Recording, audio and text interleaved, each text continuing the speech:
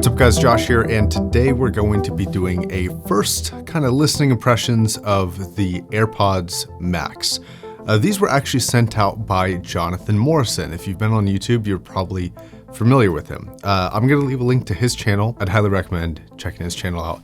A lot of high quality videos on there. Okay, so I'm going to be covering a lot of stuff in the full review of this, and I'm gonna gloss over some things and not mention other things and just kind of talk about my listening impressions on this.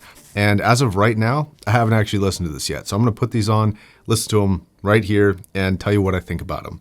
But first, a couple things about the build that I want to note, and things that are questionable, I think. So I think the most annoying thing right now is the bra case or the purse case or whatever you want to call this thing. This case is quite unnecessary and ultimately kind of useless. Now, to be honest, the thing that annoys me the most about this is not the lack of protection. It's not the forced features that you have to plug this into this case in order to get like the battery saving mode. It's actually surprisingly not any of that.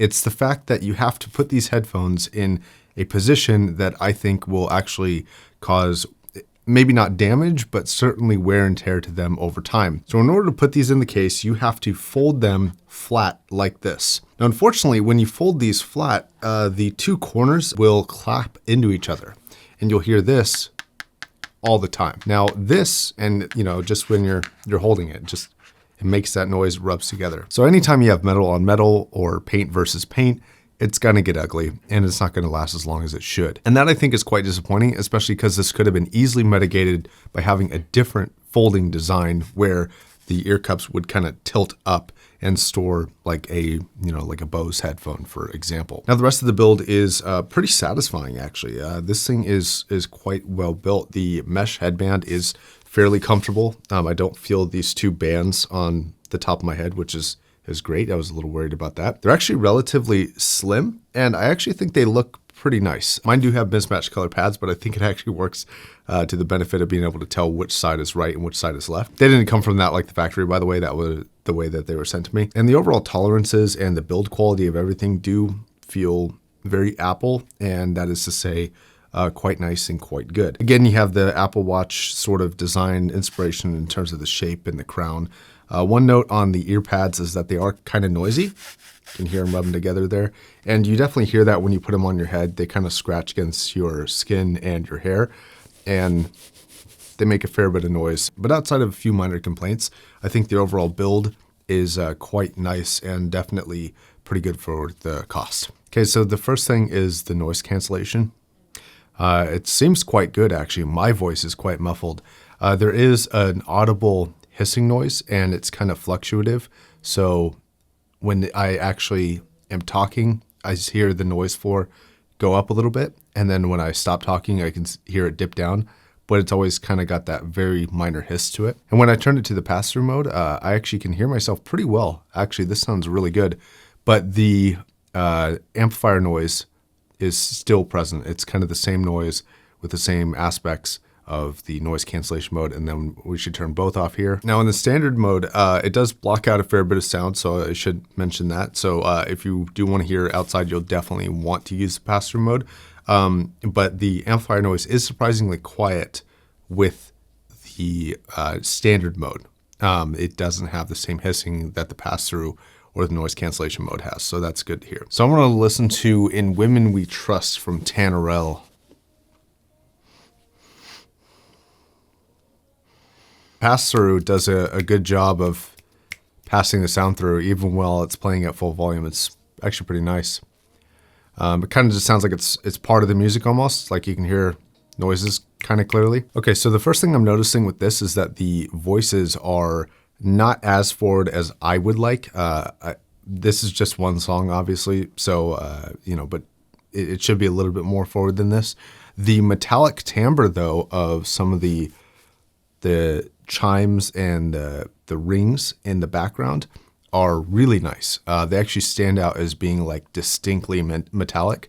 They don't sound plasticky or cheap or chintzy at all. It actually feels like a high quality metallic timbre, which is very good. The bass response doesn't feel super bloated. I've heard from a lot of people that the sub bass is really good, but the mid bass isn't super strong, which can be nice depending on the implementation.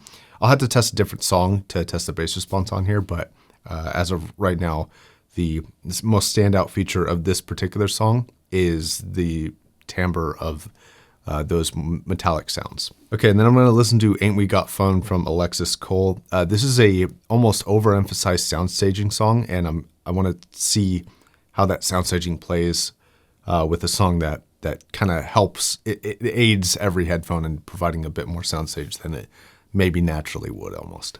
It's very wide sounding. I recommend it. It's like kind of firing up, like I'm trying to push the drivers down a little bit and reposition them because the sound staging is more coming from like up rather than front and like to the sides. It's kind of coming from in front and upwards, but to the side and upwards, but it's not like directly level, even though the top of my ears are being pushed down by the top right now. Do like the bass response. The bass is clean and like clear, not super bloated. Yeah, that bass response is nice.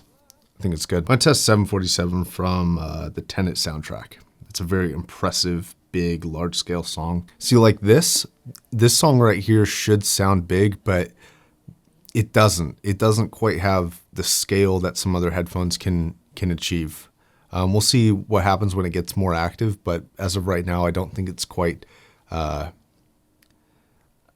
doesn't seem out there. You know, it kind of just seems all locked in here, and this is a very big recording.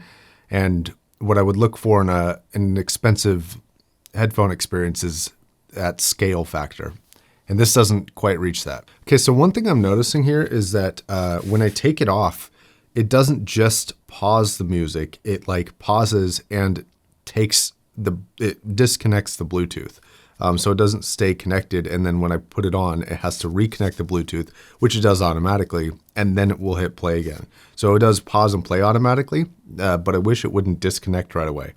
Maybe after like, 20 seconds or manually or something like that, but it's like instantly disconnected. Then it has to reconnect. You hear the ba-doom, and then it'll start playing it again. One other thing that I'm noticing here is the vocals the upper end is a little bit more forward than the lower end is, so you're not getting a whole lot of body. Like this microphone, for example, is built and designed to pick up a lot of vocal body, but not a lot of the top end stuff. It's kind of meant to be a little bit dark and not too overemphasized in the treble response to make a more kind of full experience, right? But this headphone seems to produce more of that top end sound than it does the lower end. So voices are clear and they're kind of crispy sounding, but they're a little bit, they're not quite as even throughout the entire vocal range. So they seem not necessarily thin. I wouldn't quite put them at the level of thin, but I feel like they could be a little bit more consistent. So even if you go to a cheaper headphone, significantly cheaper than this, like a HD6XX, that's going to have much more fulfilled full range vocals than this does. Now, sub bass is actually pretty excellent. It's not the best sub bass I've ever heard, but it's definitely like full, and you can hear the fluctuations of lower and lower frequencies, and it's pretty well defined. The positioning is not great. That might be partially due to the fact that it's closed back, not open back, or partially due to it being Bluetooth. It could be a lot of factors, but I'm not getting sub bass in specific areas. It's kind of just all right here. The mid bass is clean. I think, so mid bass around about 50 to 60 to about 120 hertz is going to provide a lot of the punch that you would normally associate with a punchy headphone. This is more of a deep headphone and not a super punchy headphone. So it's got a lot of sub bass, not an overkill amount. It's still clean, it's still respectful to the rest of the ranges, but you don't have a lot of mid bass. So where I'm noticing this right now is the initial impact of bass response is a little weak. It could be a little bit stronger in the attack spectrum where it's a little bit more punchy. Now, what's cool about these specific sorts of headphones is that they are really subject to what the EQ is telling them to do. So if they wanted to provide a little bit more punch in the mid bass and a little bit more top end clarity by emphasizing, maybe above 10K a little bit more, they could probably do that unless it's like a physical driver limitation, which I actually don't suspect it is. So perhaps having maybe a couple presets that you could pick between, like clear, punchy, bassy, theater, more than just, the standard presets that they have right now, or even a custom EQ option where you could actually specifically tune certain frequencies, I think would greatly benefit this. I'm not gonna lie, the treble response right now does seem a little bit lacking, and the timbre is actually pretty good.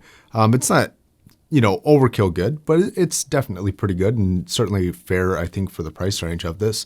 But it doesn't have some of the forwardness that I would look for. So some of the chimes, some of the tingly sounds, some of those crispier sounds that you'd want, don't quite come across as real sparkly to me. It occasionally hits that sparkle, but it seems more to happen not as often as I think it should. Now, this is something that I certainly need to do more research on before I do the full review.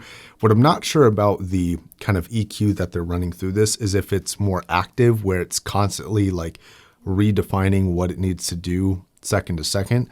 And if it is, how aggressive is it? Now, I'm just kind of going off the rails here a little bit because this is something that is my lack of not looking into this, but I will correct that in the full review. So something that I'm noticing is the vocals are centered, but I feel like this has more presentation kind of on the 45-degree axis of your ears.